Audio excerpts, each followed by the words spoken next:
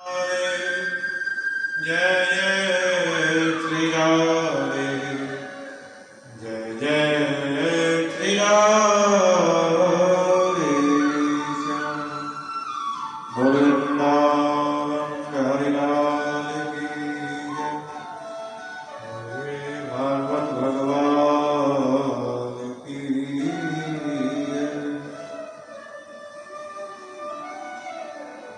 ठाकुर जी की देखकर कृपा से,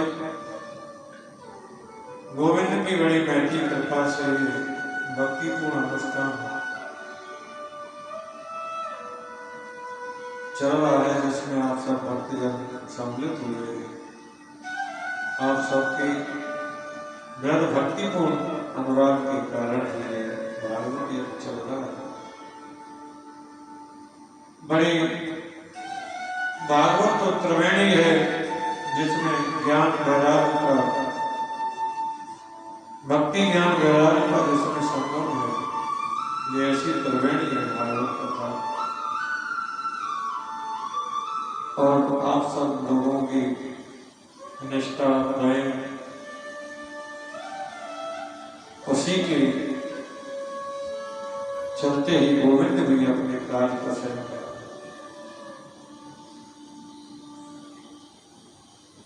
जीव की धन, पुत्र और स्त्री तीनों में बहुत मुक्ता रहती है। सत्संग ही सर्वोत्तम साधन है परमात्मा से मिलने का। और भागवत में तो यहाँ तक वर्णन कर दिया है सुखदेव जी ने, स्वर्ग मुक्ति और वैकुंठ के सुख भी 1 मिनट के सत्संग की बराबरी नहीं कर सकता। ताते स्वर्ग और वर्ग सुख धैर्य तुलायक अंग, तूलन काय सकल जब लव सत्संग संग। सत्संग की महिमा कितनी महान है, ध्रुव जी इसके कथित प्रमाण है। गलानी से तुमने प्रभु के नाम को जपा, लेकिन संत कृपा से उसे परमात्मा मिल गए। सत्संग को जीवन में अपनाओ। और मैं यह कहना चाहता हूं, आचार्य सुखदेव जी महाराज कहते हैं, राजन ध्रुव जी के पुत्र उत्कल हुए, उत्कल के महाराज के अंग हुए, अंग महाराज के पुत्र बैंक कहलाए। देखो मनुष्य के बिगड़ने के 4 साधन हैं। मनुष्य के बिगड़ने के 4 साधन हैं, रूप, यौवन, संपत्ति और बड़े पद का मिलन। रूपवान होना, युवा अवस्था का होना, ज्यादा संपत्ति का होना और ऊंचे पद का मिल जाना, ये जीव के बिगड़ने के रास्ते हैं। यदि इन चारों के साथ में जीव को विवेक नहीं है, ज्ञान नहीं है, तो वो बिगड़े बिगड़ रह नहीं सकता। बिगड़े बिगड़ नहीं रह सकता।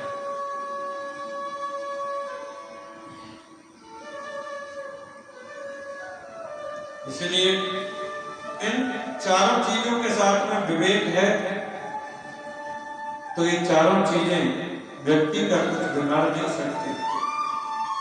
अंग महाराज के जो पुत्र, जो बहन है, बड़ा उद्धत है, बड़ा अभिमानी है, संतों का अपराध करता है कि यदा देवेषु वेदेषु गोषु विप्रेषु साधुषु धर्ममयं च विदेशः समासो विनश्यति।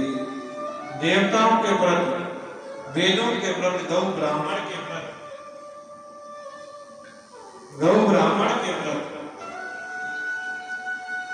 द्वेष रखता है। जो व्यक्ति ऐसा द्वेष रखता है उसका शीघ्र पतन हो जाता है। शास्त्र कहते हैं ऐसे व्यक्ति का शीघ्र ही पतन हो जाता है, नष्ट हो जाता है। ऐसे ही बैन महाराज तो संतों संत समझाए लेकिन नहीं माना, संतों का श्राप दे दिया और मृत्यु हो गई। मंत्रों की शक्ति से संतों ने बहन के शरीर को परमात्मा को प्रकट किया और उसका नाम रखा पृथु महाराज।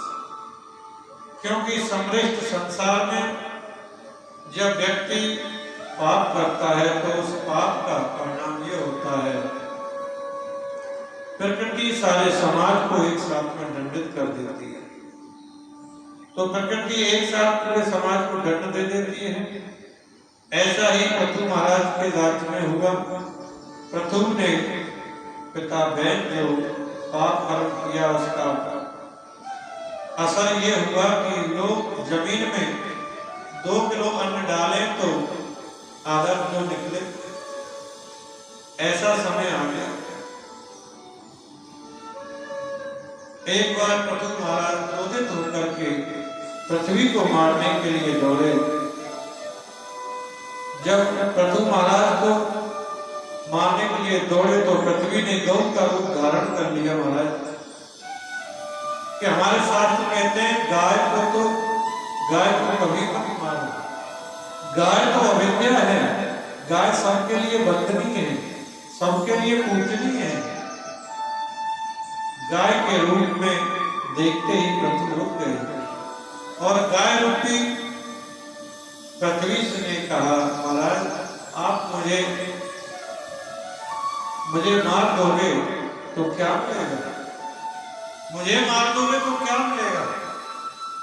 सारी प्रजा तो आज दुखी है। उसका मूल कारण है कि लोग कर्म नहीं करते। कर्म करेंगे तब फल मिलेगा। कई बार हमसे प्रश्न करते हैं कि महाराज कर्म बड़ा होता है कि भाग्य बड़ा होता है? ये आज के जनमानस का अंतर्मयी एक आम प्रश्न बन गया है। लेकिन भागवत जी ने हमेशा भाग्य की निंदा की है। आप ये बात बिल्कुल स्पष्ट समझ लें कि भाग्य नाम की चीज कोई अलग से नहीं हो सकती। कि कर्मणा जायते जंतु कर्मणो विलीयते, दुःखं भयं क्षेमं कर्मणेवाभिपद्यते। जीव का जन्म भी कर्म से होता है, मृत्यु भी कर्म से होती है, सुख दुख जो कुछ मिलता है वो अपने कर्म से मिलता है, अपने कर्म से मिलता है। और यदि ईश्वर नाम की कोई चीज है महाराज सज्जनों, तो वो फल भी उसी को देती है जो कर्म करता है। जो कर्म नहीं करता ईश्वर फल भी उसे नहीं देता। जैसे कर्म करेगा वैसा ही फल मिलेगा। शास्त्र कहते हैं ना भक्तम कियते कर्मा जन्म कोट सकी रखी। आज हमने बुरा कर्म किया है तो कल हमारा बुरा भाग बनेगा, और आज हमने अच्छा कर्म किया है तो कल हमारा अच्छा भाग्य बनेगा। बोया पेड़ बबूल का तो आम कहां से होंगे? बोया पेड़ बबूल का तो आम कहां से मिलेंगे? कल भी आम वापस आम कैसे मिल सकते हैं? वो तो कांटे ही मिलेंगे। इसीलिए कर्म प्रधान है। कर्म करो। भाग्य नाम की चीज कोई अलग से नहीं होती। और रामायण में लक्ष्मण जी ने कहा है देव देव आलस्य पुकारा। जो व्यक्ति ये कहता है कि भाग्य में होगा तो मिलेगा, ये तो आलसियों के लक्षण है। व्यक्ति को उद्योग करना चाहिए, कर्म करना चाहिए। यदि आप कहें कि भाग्य में है तो मिलेगा, तो आप कथा में जाने के बाद में आप घर जाकर के परीक्षण करके देख लेना। कथा से जाकर के कमरे में जाना और पैर पर जाकर के लेट जाना, अंदर से लोग लगा के चाबी बाहर फेंक देना और चद्दर ओढ़ करके सो जाना। चद्दर ओढ़ के सो जाना। आप विचार करना कि मेरे भाग में आज भोजन है तो राम जी लेके आएंगे। आप मर भले ही जाना लेकिन राम जी भोजन लेके नहीं आएंगे। क्यों? राम जी कहेंगे मेरे भरोसे पड़ा रहता, कर्म नहीं करता। अरे खड़ा हो, लो फूल जा थाली में डाल और पा मेरे ऊपर न रहता है। इसीलिए भगवान ईश्वर नाम की चीज यदि कोई है तो वो फल भी उसी को देती है जो कर्म करता है। जो कर्म नहीं करता उसको फल नहीं देती। इसलिए पृथ्वी ने पृथु महाराज से कहा अपनी प्रजा को आप कर्म करने की उपदेश करें महाराज, कर्मोपदेश करें। प्रजा कर्म करेगी, प्रजा खुशहाल से हो सकती है। पृथु ने ऐसा उपदेश अपनी प्रजा से किया और खुशहाली छा गई। महाराज अन्न धन की वृद्धि होने लगी।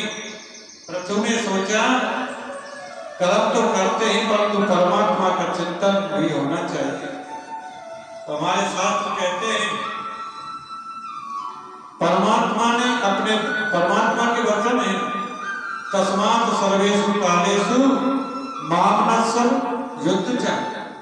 गीता में कहते हैं ना भगवान प्रत्येक काल में मेरा स्मरण करो और कर्म करो। हम केवल कर्म ही करते रहें, भगवान को भूल जाएं, तब भी तुमको कामयाबी नहीं मिलेगी। और हम माला लेके ही बैठे रहें, कर्म नहीं करें, तब भी हमें कामयाबी सफलता नहीं मिल सकती। इसलिए दोनों काल बहुत जरूरी है, बहुत आवश्यक है। महाराज पृथु ने यज्ञ करके संकल्प किया और यज्ञ करने की उनकी भावना जगी। जो व्यक्ति यज्ञ करता है, इंद्र उनका घोड़ा चुरा करके ले गई। पृथु ने सोचा इंद्र को डर है कहीं मेरा सिंहासन न चला जाए, मुझे 100 यज्ञ नहीं करने, 99 यज्ञ करके छोड़ देते हैं। ऐसा पृथु के मन में भाव आया। पृथु ने 99 यज्ञ किया और उनके यज्ञ मंडप में से नारायण भगवान प्रकट हो गए। बोले नारायण भगवान की जय। मैं तुमसे बड़ा प्रसन्न वरदान मांगू पृथु, क्या चाहिए? क्या वरदान मांगू भगवान? मेरे मन में कोई कामना नहीं है, कोई आकांक्षा नहीं है। भगवान बोले मैं देना चाहता हूँ, तू मांग तो सही। पति बोले मांगता तो वो जिसके पास कुछ होता नहीं, जिसके पास सब कुछ पहले से ही प्राप्त है, वो क्यों मांगेगा? पृथु कहते मुझे स्वर्ग नहीं चाहिए, मुझे वैभव नहीं चाहिए, मुझे ऐश्वर्य नहीं चाहिए, मुझे मोक्ष भी नहीं चाहिए। तो क्या चाहिए तुझे? महापुरुषों के मुख से निकलने वाली जो अमृतमयी आपकी कथा है ना, उस कथा को सुनने के लिए मुझे 10,000 कामों की शक्ति दे दी। भगवान कहते हैं क्या कहते हो पृथु? अरे भले आदमी, ये जीव तो 2 कानों का सदुपयोग नहीं कर पाता, तो 10,000 कानों की शक्ति मांगता।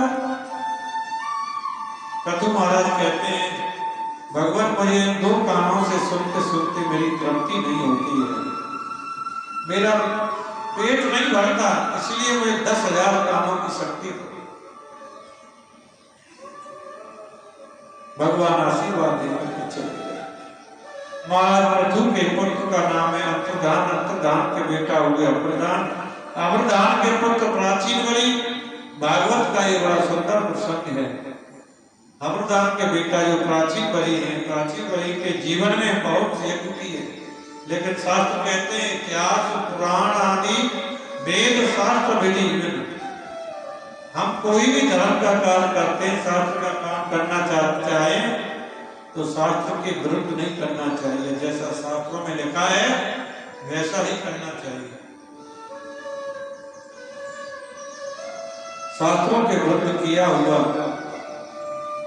कोई भी कर्म है वो निष्फल हो जाता है, क्योंकि शास्त्र में ऐसा लिखा है कि हम लोग जब यज्ञ करें तो यज्ञ में जलने वाली जो लकड़ी है उसे पहले धोएं।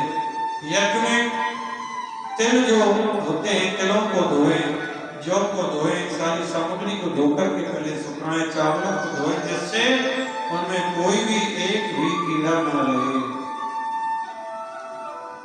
यज्ञ का विधान ये होता है। लेकिन प्राचीन बलि राजा ने बहुत बड़ी भूल कर दी। एक बहुत बड़ी गलती कर गई। ध्रुव जैसे महाराज के वंश में जन्म लेकर के यज्ञ पर यज्ञ किए जाते हैं, और प्राचीन बलि ने यज्ञ पर यज्ञ करते हैं और यज्ञ में जीवों की बलि दे देते हैं, जीवों की बलि देते हैं। और प्राचीन बलि के उस यज्ञ मंडप में नारद जी का, देव ऋषि नारद का आगमन हुआ। नारद ने कहा, राजन पापी तो मैंने बहुत देखे, लेकिन तेरे जैसा पापी नहीं देखा। प्राचीन बलि बोले, क्या कहते हैं महाराज, मैंने इतने यज्ञ किए हैं कि सारी पृथ्वी को पसाओं से आग किया, तुम कहते हो मैं पापी। नारद जी कहते, हाँ तुम पापी हो। अरे यज्ञ के माध्यम से तुमने कितने जीवों की बलि दे दी। प्राचीन बलि कहते, मैंने थोड़ी दी अपनी इच्छा से, जैसा शास्त्रों में लिखा वैसा मैंने किया। नारद जी ने कहा, क्या लिखा है? प्राचीन बलि कहते हैं, लिखा है यज्ञ में पशु आलभित, पशु का आलभित होना चाहिए। नारद जी कहते हैं, पशु आलभित का मतलब मारना नहीं है राजन, इसका मतलब है छूना। जब पंडित जी विवाह कराते हैं तो एक मंत्र बोलते हैं कि वर और कन्या, ततः वरम कन्या हृदय आलभेद, वर कन्या के हृदय का आलभेद करे। यदि वर कन्या को मार देगा तो विवाह किससे करेगा? तो कहते हैं आलभेद का मतलब है छूना, यानी वर कन्या के हृदय का स्पर्श करे। आलभेद का अर्थ मारना नहीं है राजन, आलभेद का अर्थ मारना नहीं है। और तुम देखना चाहते हो तुमने क्या पाप कर्म किया? जैसे ही आकाश की ओर देखा तो महाराज कितने बकरे, कितने घोड़े हैं, सब मुंह खोल के खड़े हुए हैं। नारद जी कहते हैं, ये सब तुझसे बदला लेंगे जिसने तुम्हें जीव की हत्या की। वेद बड़ा परोक्षवादी हमारा, किसी वेद में किसी भी जीव की हिंसा के लिए नहीं लिखा गया है, किसी जीव की हिंसा के लिए नहीं लिखा गया, लेकिन तुमसे गलती हो गई वहां। बल्कि वही परिस्थिति हमारे वेद की है। जीव जब तक अपने आप को समझ नहीं पाता, जीव जब तक अपने स्वरूप को अनुभूत नहीं होती, तब तक भटकता ही रहता है। पुनरप जननम पुनरप मरणम पुनरप जननी जठरे शयनम। राजा की समझ में नहीं है, राजा की समझ में नहीं है। तो नारद जी महाराज ने एक सुंदर उपाख्यान सुनाया, पुरंजन उपाख्यान। नारद जी कहते हैं, एक पुरंजन नाम का राजा था।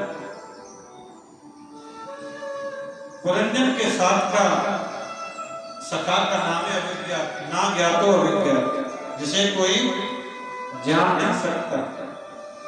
मैं जरा स्पष्ट करता चलूं, आप सभी भी पुरंजन हैं और मैं भी पुरंजन हूं, और हमारा एक सखा है जिसका नाम है अभिज्ञात।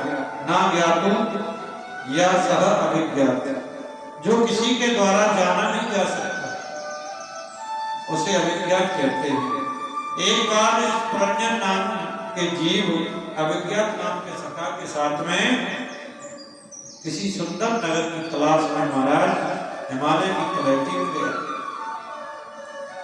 नगर खोजते खोजते निकला, कोई नगर उसे पसंद नहीं आता। जब इसने हिमालय की दक्षिण दिशा में एक नवे द्वारे पुरे देव 9 दरवाजे के नगर को देखा, तो गीता में लिखा है नवे द्वारे पुरे देव, ये 9 दरवाजे का जो नगर है वो हमारा शरीर है। शरीर में 9 द्वार हैं, 2 कान, 2 आंख, 2 नासिका, 1 मुख और उपस्थित इंद्रिय आदि। इसी प्रकार शरीर में 9 द्वार हैं। इस पुरंजन नाम के जीव ने शरीर रूपी नगर में प्रवेश किया, और जैसे ही नगर में प्रवेश किया महाराज अंदर गया तो एक परम सुंदरी नारी को देखा, और नारी को देख करके भीतर बैठी थी। इसने पूछा, देवी आपका परिचय? नारी बोली, मेरा क्या परिचय, ये तो मैं भी नहीं जानती, लेकिन मुझे अपने साथ रखोगे तो मैं तुम्हारी बहुत बहुत मदद करूंगी, बहुत सहयोग करूंगी। उसका नाम रख दिया पुरंजनी। उसी नारी को हम कहते हैं बुद्धि। ये बुद्धि हमारी नगर की स्वामिनी है, लेकिन अकेली नहीं है। इसके साथ में 5 ज्ञानेंद्रिय हैं, 5 कर्मेंद्रिय हैं।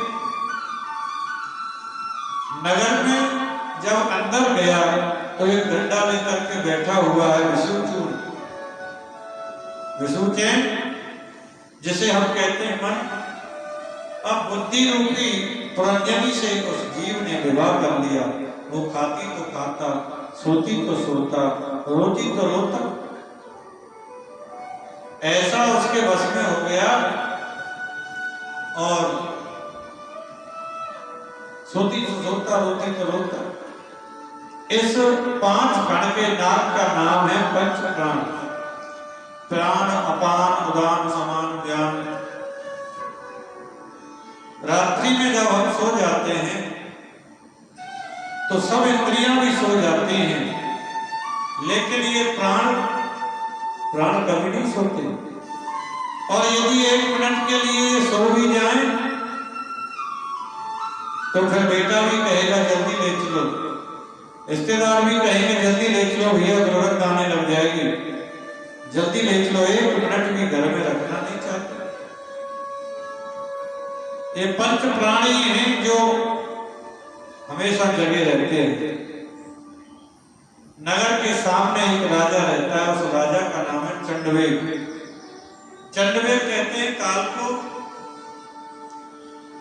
और इसने पूरी सेना लेकर के नगर पर चढ़ाई की।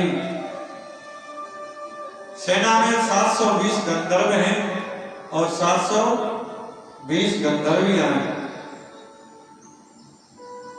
साल भर में जो दिन 360 दिन है वो गंधर्व हैं और 360 ही गंधर्वियां हैं।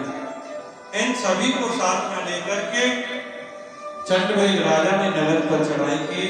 लेकिन पंच प्राण का जो प्राण है, नाग है, ये अकेला लड़ता रहा महाराज, अकेला लड़ता रहा, लेकिन लुटने नहीं दिया, नगर को लुटने नहीं दिया। चंडवेग ने कहा बड़ी विचित्र बात है, ये लुटता क्यों नहीं है? तब एक काम हुआ। चंडवेग की बेटी का नाम है जरा। जरा यानी बुढ़ापा। अपनी बेटी से कहा बेटी जरा जा तो सही, ये नगर बड़ा मजबूत है, इसे जरा कमजोर करके तो है। अब देखो बुढ़ापा, बूढ़ा बनना कोई चाहता है क्या? कोई बूढ़ा होना नहीं चाहता।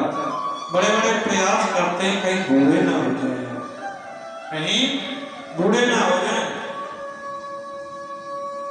लेकिन मौत की तो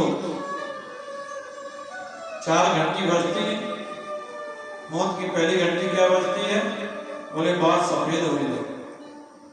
भगवान कहते हैं बड़ी जुल्फें काली की हैं, बड़े घीव कार्यक्रम का तेल लगाया भैया, अब तो बाल सफेद हो गए, सफेदी आ गई, अब तो प्रभु का चिंतन कर ले, अब तो गोविंद का ध्यान कर ले। लेकिन जीव इतना चक्र, इतना बढ़िया तेल लगाता है कि पहले से भी ज्यादा काले कर लेता है, लेकिन नहीं करेगा भजन, नहीं पकड़ेगा माला। तो मौत की जब पहली घंटी बज गई, फिर भी माला हाथ में नहीं ली, तो मृत्यु देवी की दूसरी घंटी बजती है। सज्जनों क्या? बोले आंखों से दिखना कम हो गया। अरे भैया बड़ी दुनिया की रंगलियां देखी थी, अब बाहर देखना बंद कर दो। बड़े सिनेमा देखे थे, बड़े दुख सुख देखे थे, अब बाहर देखना बंद कर दो, अपने अंदर देखना शुरू करो। पर जीव नहीं मानता, ऐसा बढ़िया चश्मा लगाता है महाराज, पहले से भी ज्यादा तेज दिखने लग जाता है। अब तो चश्मा की भी टेक्नोलॉजी पुरानी हो गई, अब तो आंखों में कुछ फिट हो जाता ऐसा। लेकिन नहीं देगा माला, नहीं पकड़ेगा माला, तो मौत की फिर तीसरी घंटी बजती है। 3200 साल बाद निकल के आते हैं। हाँ, बड़ा चना जो गरम खाते थे, बड़े मतलब तुमने खाया, बड़े गोलगप्पे खाए, बड़ी टिक्कियां खाई, अरे भैया आप दलिया पी करके भजन करो, दलिया खाओ भजन करो। लेकिन जीव बड़ा चतुर है, ऐसा बढ़िया सेट लगा लेता है, पहले से भी ज्यादा मजबूत लोहे के चनों को भी चबा ले। तो फिर चौथी घंटी बजी। चौथी घंटी क्या बजी? महाराज कमर 3 जगह से टेढ़ी हो गई है। मौत कहती है बड़ा छाती तान के चलते थे, मैं सिद्ध हूं, मैं योगी हूं, मैं भोगी हूं, बड़ा अपने आप को बलवान समझते थे। अब 3 जगह से कमर टेढ़ी हो गई भैया, बुढ़ापा आ गया, अब तो राम राम करो, अब तो गोविंद का चिंतन करो। लेकिन सारे जीवन जिस जीव का मन दुनिया में भ्रमित रहा है वो बुढ़ापे में भजन नहीं कर सकता, क्योंकि उसका चित्त उन्हीं बातों में घूमता रहता है, भजन में मन नहीं लगता। और फिर चौथी घंटी बजने के बाद में भी सज्जनों माला हाथ में नहीं आई, तो फिर 5वां तो घंटा ही बजता है। क्या कि आया है सो जाएगा राजा रंग फकीर, कोई सिंहासन चढ़ चला, कोई बड़ा जन नहीं।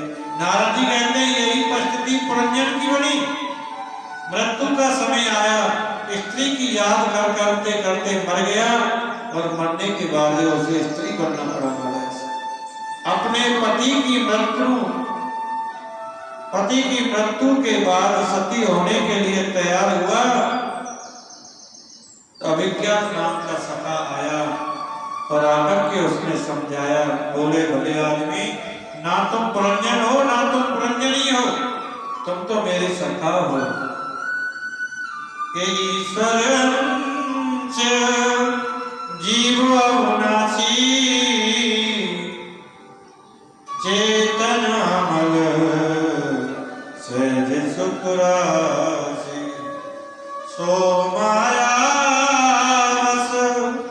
भयउ गोसाई, बंधेहु कीट मर कटकी नाई। नारद जी कहते हैं जिस पुरंजन की बात मैं तुमसे कह रहा हूं, ये कोई पुरंजन नहीं है प्राचीन बड़ी, तुम ही पुरंजन हो। परमात्मा को भूल करके संसार में पड़े हो, इसलिए अपने शरीर के लिए तुमने इतने बड़े अत्याचार भी कर लेते हो। कितने जीवों की हत्या कर ली तुमने, कितने बकरे खा लिए, कितने घोड़े खा लिए। प्रत्येक परिस्थिति में परमात्मा की याद करो। परमात्मा ने शरीर जो दिया है वो केवल विषयों भोगने के लिए नहीं दिया है। ये शरीर विषय वासना के लिए नहीं मिला है, ये शरीर तो गोविंद के चिंतन के लिए मिला है। गोविंद की याद करो, जितना याद करोगे उतना ही गोविंद के नजदीक पहुंचोगे। इसको बेकार में मत गुजारिए, इसे बड़ी नासमझी क्या हो सकती है। प्रत्येक परिस्थिति में गोविंद की याद करो, उठते बैठते सोते हंसते गाते हर परिस्थिति में गोविंद की याद करो। नारद जी राजा प्राचीन बलि को ऐसा सुंदर उपदेश किया और वहां से चले गए। आचार्य सुखदेव जी कहते हैं, परीक्षित मैत्रेय मुनि के मुख से इस प्रसंग को सुनकर के विदुर जी परम आनंद की अनुभूति हुई और विदुर जी ने मैत्रेय मुनि को प्रणाम किया और वहां से चले गए। बोलिए भागवत भगवान